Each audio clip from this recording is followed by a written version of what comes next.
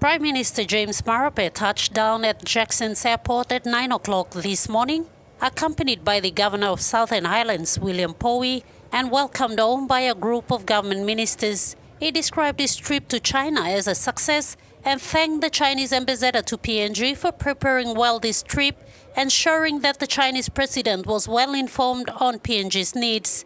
The meeting between the Prime Minister and Chinese President took off at ease, and Marape was happy that a new milestone was reached in the downstream processing space.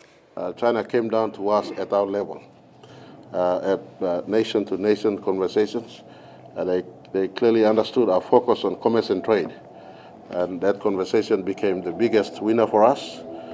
President Xi Jinping indicated to us that 3 or 4 companies from China will be directed to especially participate in fisheries, forestry, agriculture, and other downstream processing our country seeks to move upon. And he affirmed to us that China remains a market for all of PNG producers.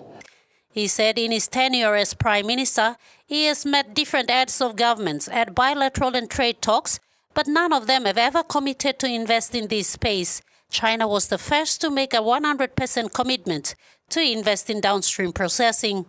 I want to announce to our country and report to the country that that level of commitment on downstream has never been given to me in all my other visits. And I make no reservation in stating this, that in the other visits that I've made, without naming names of the countries that I've visited, and the country knows very well my visit to all big countries in the last year or two. China, as I came back from China, 100% direct commitment for partnering us in the downstream sector, downstream processing sector, especially in the fisheries, forestry, and agriculture sector was given. China is PNG's second biggest trade partner, with the value of trade between these two nations now standing at 13 billion kina. Marape said the purpose of this trip to China was more focused on economy, and he is happy to have achieved this.